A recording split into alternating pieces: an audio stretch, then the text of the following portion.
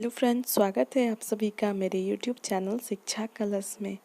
आज हम लोग देखेंगे 20 सितंबर से लेकर 30 सितंबर तक की जो सभी महत्वपूर्ण करंट अफेयर्स हैं एग्ज़ाम के दृष्टिकोण से, उन सभी को 20 सितंबर तक के जितने भी करंट अफेयर्स थे उसको मैंने अपलोड कर दिया था। पर उसके बाद फिर आज जो 20 से 30 सितंबर तक की जो भी महत्वपूर्ण खबरें हैं, जो भी एग्ज़ाम के दृष्टिकोण से काफ़ी महत्वपूर्ण है, उन सभी को मैंने इस वीडियो में शामिल किया है। पहला आज का जो महत्वपूर्ण करंट अफेयर्स है वो है नाबार्ड, जो national bank for agriculture and rural development, जिसका फुल फॉर्म है, ये भी कई बार पूछा जाता है एग्जाम्स में, ने कर्नाटक में 1 लाख ग्रामीण आबादी को कवर करने वाले 2000 गाँवों में जिसका फुल फॉर्म है वाटर सैनिटाइजेशन एंड हाइजीन पर साक्षरता को बढ़ावा देने के लिए स्वच्छता साक्षरता अभियान शुरू करेगा।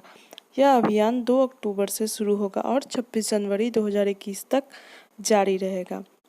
अगला महत्वपूर्ण करंट अफेयर्स है, सूचना और प्रसारण मंत्रालय ने घोषणा की कि जो फिल्म निर्माता शेखर कपूर, उनको film and television institute of India society का नया अध्यक्ष नियुक्त किया जाएगा और एफटीआईआई गवर्निंग काउंसिल के चेयरमैन के रूप में भी उन्हें नियुक्त किया गया है। अगला है, जो प्रसिद्ध गीतकार अभिलाष का निधन हो गया है। 1986 की फिल्म अंकुश के गीत इतनी शक्ति हमें देना दादा के लिए वो प्रसिद्ध थे और ये जो सॉन्ग है ये काफ़ी फेमस है। आज भी कई स्कूल्स में और भी कई इंस्टीट्यूशंस में ये प्रार्थना गीत के रूप में गाया जाता है और ये आज तक लोग गुनगुनाते हैं इस गीत को। काफ़ी मीनिंगफुल और काफ़ी अच्छा ये संगीत और गीत था ये।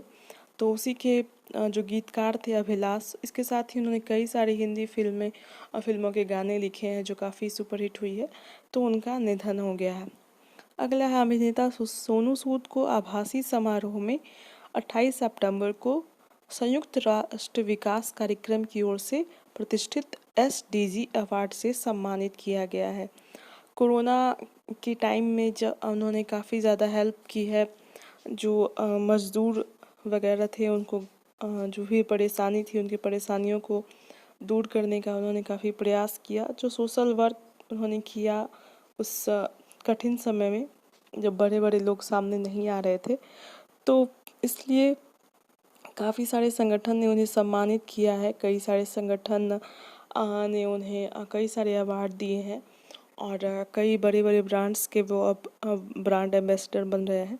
तो ये जो है संयुक्त राष्ट्र विकास कार्यक्रम की ओर से उन्हें ये प्रतिष्ठित एसडीजी अवार्ड भी सम्मानित किया गया है उनके सोशल वर्क के कारण। अगला है, डॉक्टर हर्षवर्धन ने आईसीएमआर का वैक्सीन वेब पोर्टल और राष्ट्रीय नैदानिक रजिस्ट्री लॉन्च किया है।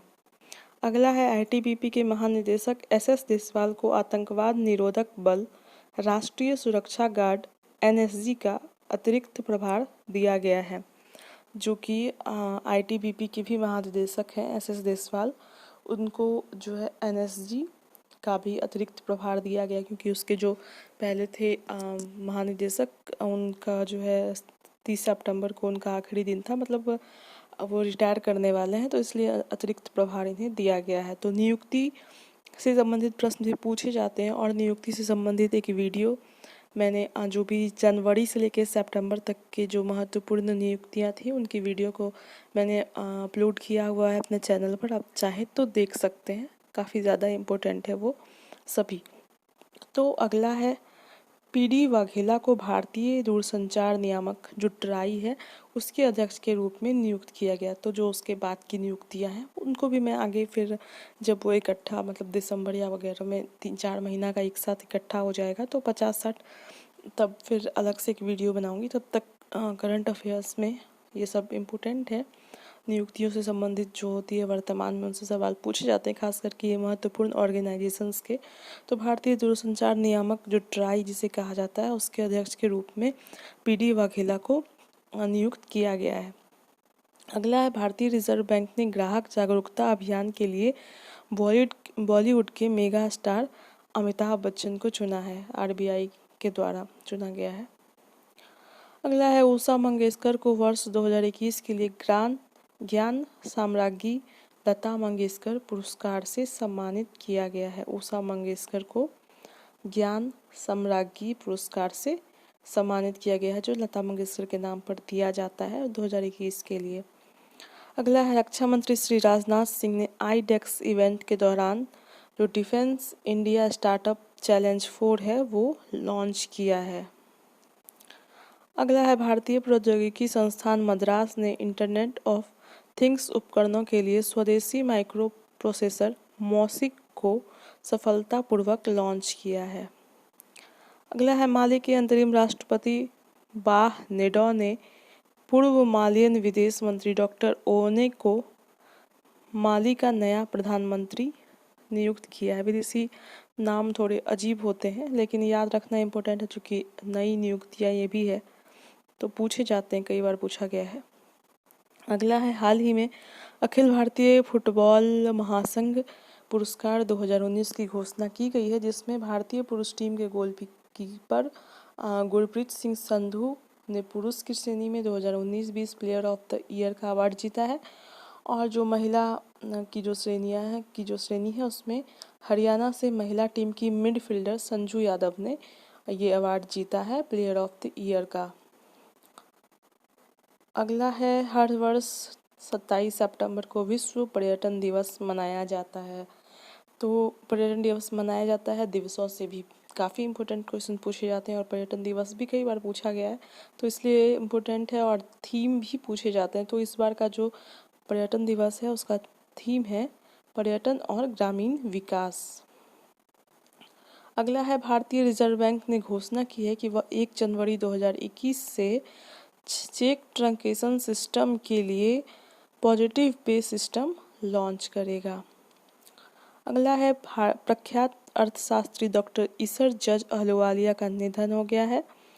उन्होंने Indian council for research on international economic relation के अध्यक्ष के रूप में उन्होंने कार्य किया था और 2009 में उन्हें तीसरे सर्वोच्च नागरिक पुरस्कार पद्म भूषण से भी सम्मानित किया गया है। डॉक्टर ईसर जज अहलुवालिया को प्रसिद्ध अर्थशास्त्री थी और 2009 में उन्हें सर्वोच्च नागरिक जो पुरस्कार होता है तीसरा पद्म भूषण, उससे सम्मानित किया गया था उनके कार्यों के लिए।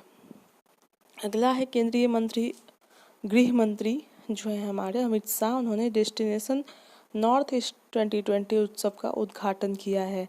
यह महोत्सव उभरता हुआ रमणीय स्थल विषय के साथ आयोजित किया जाएगा। तो विषय मतलब कि जो थीम है इस महोत्सव का, तो ये काफ़ी इम्पोर्टेंट हो जाता है। तो कहाँ आयोजित किया जा रहा है और उसका थीम क्या है, किस मैटर पे वो आयोजित किया जा रहा है, किसने उसका उद्घाटन किया, ये सब पूछे जाते हैं। तो केंद्रीय गृह मंत्री अमित शाह ने उद्घाटन किया है डेस्टिनेशन नॉर्थ ईस्ट 2020 का, और इसका जो थीम है वो उभरता हुआ रमणीय स्थल, ये इसका थीम है। अगला है भारतीय क्रिकेट कंट्रोल बोर्ड के पूर्व की बेहतरीन महिला क्रिकेटरों में से एक नीतू डेविड को महिला राष्ट्रीय चयन पैनल का अध्यक्ष नियुक्त किया गया है। जो भारतीय महिला टीम की जो खिलाड़ी नियुक्त होती है, उस टीम की जो चयन समिति होती है उसका प्रमुख उन्हें नियुक्त किया गया है नीतू डेविड को, जो पूर्व में खिलाड़ी रह चुकी हैं भारत की बेहतरीन महिला खिलाड़ी। अगला एशियाई विकास बैंक ने जलापूर्ति और स्वच्छता, बुनियादी ढांचे और सेवाओं को वित्त पोषित करने के लिए $300 मिलियन के ऋण को मंजूरी दे दी है। तो इन्होंने ऋण की मंजूरी दी है जलापूर्ति और स्वच्छता, बुनियादी ढांचे की सेवाओं के लिए $300 मिलियन की। अगला है विश्व रेबीज दिवस मनाया जाता है 28 सितंबर को, और इस वर्ष का जो विषय है वो है इंड रेबीज कोलैबोरेटिव वैक्सीनेट। अगला है द्विवार्षिक भारत जापान समुद्री अभ्यास मैच के चौथे संस्करण को उत्तरी अरब सागर में शुरू किया गया है। यह कोविड-19 के प्रतिबंधों के मद्देनज़र non contact at sea only format में आयोजित किया जा रहा है। हाल ही में पूर्व केंद्रीय मंत्री जसवंत सिंह का निधन हो गया। वो आखिरी बार 2009 में लोकसभा के लिए चुने गए थे, लेकिन फिर उन्हें भाजपा से निष्कासित कर दिया था जब उनकी पुस्तक जिन्ना इंडिया पार्टीशन इंडिपेंडेंस प्रकाशित हुई थी। उन्होंने उसमें जिन्ना जो थे भारत के पार्टीशन के जो जिम्मेदार माने जाते हैं उसकी प्रशंसा की थी, जिसके कारण उन्हें पार्टी से निष्कासित कर दिया गया था। उनका हाल ही में निधन हो गया। अगला है उत्तर प्रदेश के मुख्यमंत्री योगी आदित्यनाथ ने यू राइज नामक एक एकीकृत पोर्टल लॉन्च किया है। उत्तर प्रदेश राष्ट्रीय शिक्षा नीति 2020 के कार्यान्वयन के साथ इस तरह के एकीकृत पोर्टल को लॉन्च करने वाला पहला राज्य है। अगला है आरबीआई साइबर हमलों से बचने, पता लगाने और जवाब देने के लिए शहरी सहकारी बैंकिंग की आईटी सुरक्षा प्रणाली को बढ़ाने के लिए technology vision for cyber security 2030 लागू करेगा। अगला है राफेल उड़ाने वाली पहली भारतीय महिला बनेगी शिवांगी सिंह। वह भारतीय वायुसेना के 10 भारतीय महिला फाइटर पायलटों में से एक हैं, शिवांगी सिंह, जिन्होंने पहली भारतीय महिला बनेंगी राफेल जो हाल ही में भारत आया फ्रांस से, उसे उड़ाने वाली। अगला है वैश्विक जोखिम सूचकांक 2020 के अनुसार 181 देशों के बीच भारत को 89वां स्थान मिला है। जो 89th पोजीशन पे भारत है 181 देशों में विश्व जोखिम सूचकांक में। अगला है विश्व बैंक के मानव पूंजी सूचकांक में भारत को 116वां स्थान प्राप्त हुआ है मानव पूंजी सूचकांक में, और इसमें प्रथम स्थान पर सिंगापुर है। अगला भारतीय रेलवे ने 16 से 30 सितंबर तक स्वच्छता पखवाड़ा मनाने की घोषणा की है। अगला है केंद्रीय स्वास्थ्य और परिवार कल्याण मंत्री डॉक्टर हर्षवर्धन ने आयुष्मान भारत प्रधानमंत्री जन आरोग्य योजना की दूसरी वर्षगांठ के अवसर पर आयोजित आरोग्य मंथन 2.0 की अध्यक्षता की। अगला है भारतीय नरेंद्र मोदी ने फिट इंडिया संवाद में फिट इंडिया एज उपयुक्त फिटनेस प्रोटोकॉल लॉन्च किया। ये अच्छे स्वास्थ्य के लिए फिटनेस समर्थकों की मदद से तैयार किया गया है।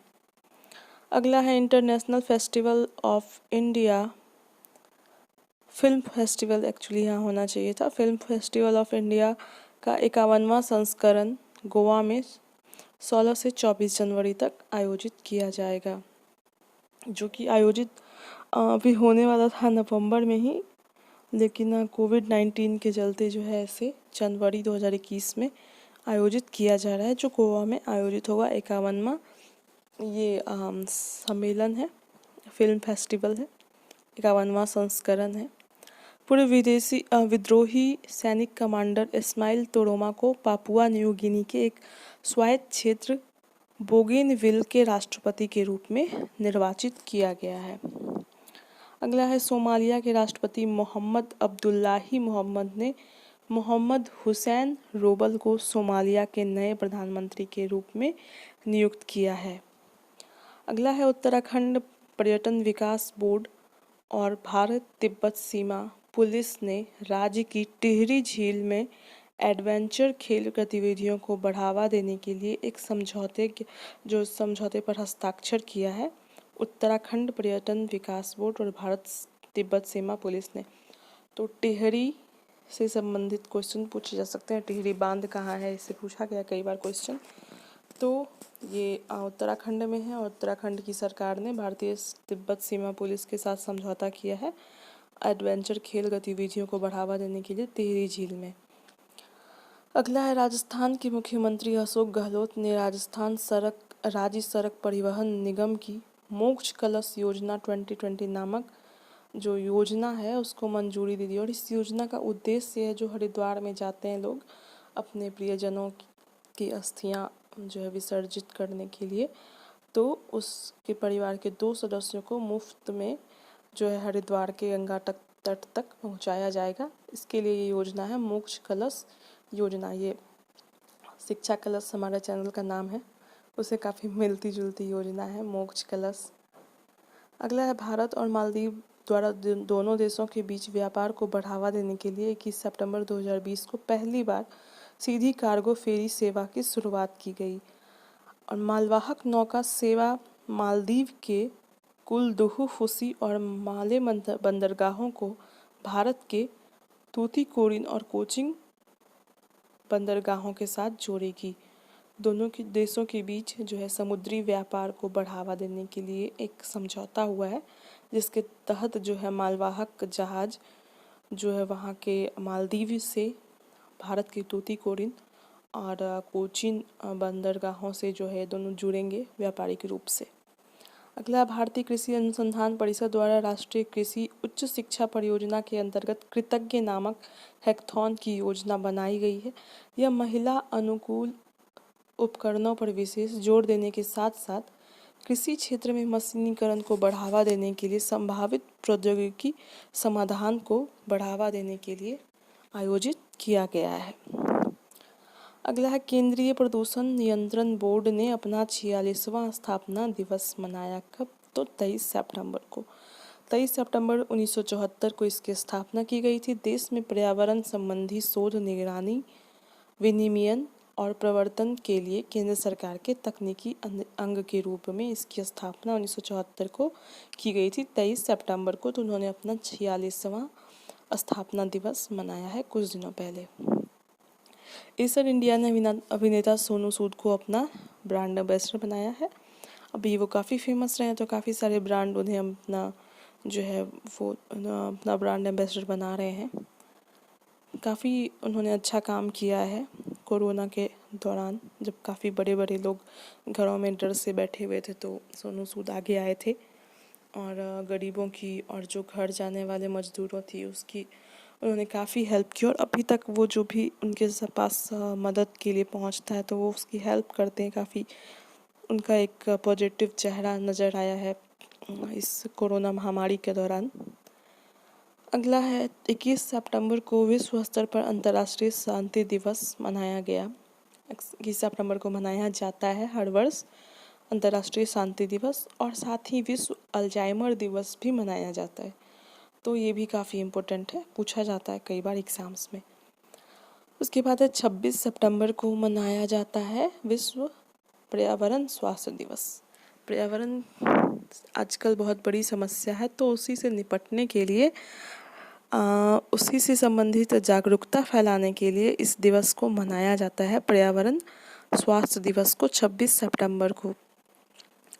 और थीम है वो भी काफ़ी इम्पोर्टेंट है, हर साल जो है जो भी थीम है वो भी पूछे जाते हैं। एनवायरमेंटल हेल्थ, अ की पब्लिक हेल्थ इंटरवेंशन इन डिजीज़ पेंडेमिक प्रिवेंशन, इसका थीम है। अगला है, भारत में प्रतिवर्ष 25 सितंबर को अंत्योदय दिवस मनाया जाता है और इस दिन को पंडित दीनदयाल उपाध्याय की जयंती के रूप में भी मनाया जाता है।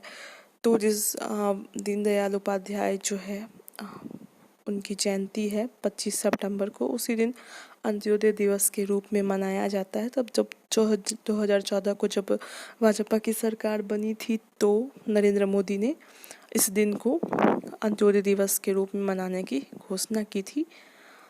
अगला है, केरल ने संयुक्त राष्ट्र के अंतर एजेंसी टास्क फोर्स का गैर संक्रामक रोगों से संबंधित सतत विकास लक्ष्यों की दिशा में अपने उत्कृष्ट योगदान के लिए गैर संक्रामक रोग की रोकथाम और नियंत्रण के लिए पुरस्कार जीता है। केरल को स्वास्थ्य क्षेत्र में राज्य की अथक सेवा के लिए सम्मानित किया गया है। अगला है, प्रधानमंत्री नरेंद्र मोदी वीडियो कॉन्फ्रेंसिंग के माध्यम से 2 अक्टूबर 2020 को वैश्विक भारतीय वैज्ञानिक वैभव शिखर सम्मेलन का उद्घाटन करेंगे। 2 अक्टूबर को जो महात्मा गांधी की जयंती मनाई जाती है उसी दिन वो वैश्विक भारतीय वैज्ञानिक शिखर सम्मेलन का उद्घाटन करेंगे। अगला है, यूनाइटेड किंगडम और संयुक्त राष्ट्र 2015 में पेरिस जलवायु सम्मेलन समझौते पर हस्ताक्षर करने की 5वीं वर्षगांठ के अवसर पर 12 दिसंबर 2020 को एक वैश्विक जलवायु शिखर सम्मेलन का सह आयोजन करने जा रहा है और संयुक्त राष्ट्र महासचिव एंटोनियो गुटेरेस और यूके के प्रधानमंत्री बोरिस जॉनसन इस कार्यक्रम की सह मेजबानी करेंगे। अगला है, भारतीय नौसेना और रॉयल ऑस्ट्रेलियाई नौसेना के बीच पूर्वी हिंद महासागर रीजन में नौसैनिक अभ्यास पासिक्स आरंभ हो गया है। भारत और ऑस्ट्रेलिया के बीच हो रहा है नौसेना अभ्यास, इसका नाम है पासेक्स। तो ये पूछे जाते हैं कि अभी अभी जापान का जीमेक्स वो स्टार्ट हुआ है और उसके बाद फिर ऑस्ट्रेलिया के साथ पासेक्स।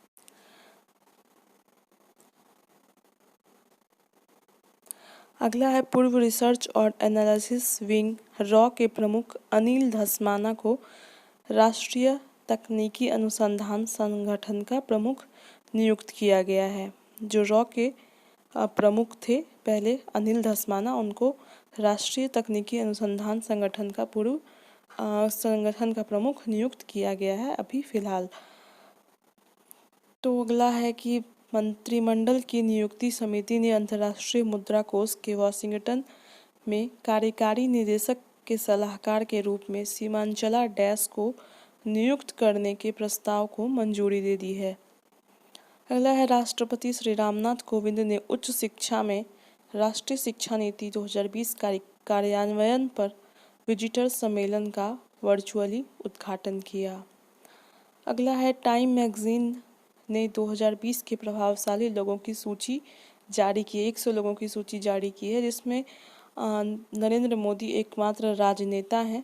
सत्ता में आने के बाद चौथी बार उन्हें नामित किया गया है। साथ ही इसमें जो 3 और भारतीय हैं पायनियर्स, प्रोफेसर रविंद्र गुप्ता, कलाकार की श्रेणी में आयुष्मान खुराना और बिल्किस नामक जो एक वृद्ध महिला थी शाहीन बाग से, तो काफ़ी वो फेमस हुई थी जब शाहीन बाग में आंदोलन हो रहा था। तो उन्हें भी जो है शामिल किया गया है 100 सब प्रभावशाली लोगों की सूची में टाइम मैगजीन की।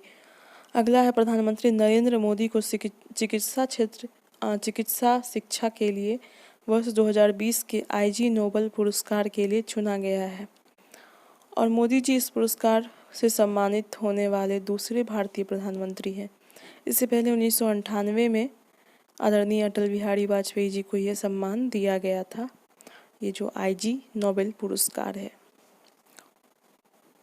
अगला है पहली बार भारत के 8 सागर तटों की प्रतिष्ठित अंतर्राष्ट्रीय इको लेबल ब्लू फ्लैग प्रमाण पत्र के लिए सिफारिश की गई है।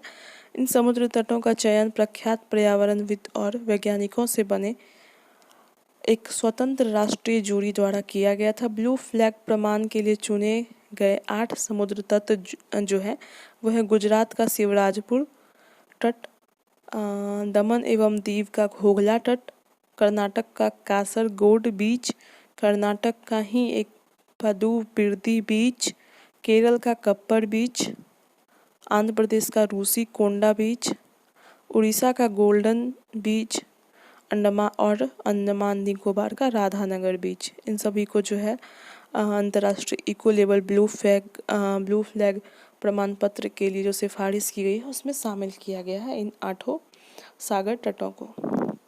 अगला भारत ने बौद्धिक संपदा सहयोग के क्षेत्र में डेनमार्क के साथ समझौता किया है। तो बौद्धिक संपदा सहयोग के लिए किस देश के साथ समझौता किया भारत ने, तो डेनमार्क के साथ किया, ये सिंपल सा है। अगला है लेबनान के प्रधानमंत्री के उम्मीदवार मुस्तफ़ा अदीब ने नई कैबिनेट में अपनी विफलता के बाद इस्तीफे की घोषणा की है। हाल ही में लेबनान में एक रासायनिक दुर्घटना हुई थी, जिसके बाद वहाँ के लोगों के दबाव में वहाँ के जो प्रधानमंत्री थे उन्होंने इस्तीफ़ा दे दिया था अपने मंत्रिमंडल के साथ, और उसके बाद मुस्तफ़ा अदीब को वहाँ का नया प्रधानमंत्री तत्कालिक बनाया गया था और फिर से वो अपनी सरकार नहीं बना पाए वहाँ, तो उन्होंने इस्तीफ़ा दे दिया है अपने पद से। अगला है केंद्रीय रेल राज्य मंत्री सुरेश अंगड़ी का कोरोना वायरस से निधन हो गया। वे कर्नाटक से लोकसभा सांसद थे। अगला है अनुभवी परमाणु वैज्ञानिक और परमाणु ऊर्जा आयोग के पूर्व अध्यक्ष शेखर बसु का कोविड-19 के कारण निधन हो गया। अगला है महान गायक एसपी बालासुब्रमण्यम का निधन हो गया। उन्होंने 1966 में तेलुगु फिल्म श्री श्री श्री मर्यादा रामन्ना से अपना गायन शुरू किया था और उन्होंने हिंदी सहित 16 भाषाओं में 40,000 से अधिक गाने गाए हैं और 2 बार उन्हें राष्ट्रीय पुरस्कार से भी सम्मानित किया गया था। जो प्रसिद्ध वो गायक थे SP बालासुब्रमण्यम, उनका भी हाल ही में निधन हो गया। अगला है 17 वर्षीय खुशी चिंदालिया को संयुक्त राष्ट्र पर्यावरण कार्यक्रम टुंजा इको जनरेशन द्वारा भारत के क्षेत्रीय राजदूत के रूप में नियुक्त किया गया है। तो 17 वर्षीय ये खुशी चिंदालिया है, उन्हें नियुक्त किया गया है। तो ये थे 20 से लेकर 30 सितंबर तक के सभी जो महत्वपूर्ण करंट अफेयर्स हैं, सभी एग्ज़ाम्स के लिए काफ़ी इम्पोर्टेंट है ये सभी। तो और सब जितने भी करंट अफेयर्स हैं अगस्त के, सितंबर के और जुलाई के भी, वो सभी मेरे चैनल पे उपलब्ध हैं, आप लोग देख सकते हैं और भी वीडियो में। साथ ही पॉलिटी के भी 2 वीडियो चैनल पे अपलोड किए गए हैं और आगे भी कई सारे करंट अफेयर्स से रिलेटेड वीडियो भी अपलोड किए जाएंगे। तो अगर आपको ये वीडियो पसंद आई हो, अगर आपने मेरे चैनल को सब्सक्राइब नहीं किया है तो सब्सक्राइब कर दें, और वीडियो अगर पसंद आया तो लाइक करें, कमेंट में अपने सुझाव ज़रूर दें। मिलते हैं अगले वीडियो में, तब तक के लिए धन्यवाद।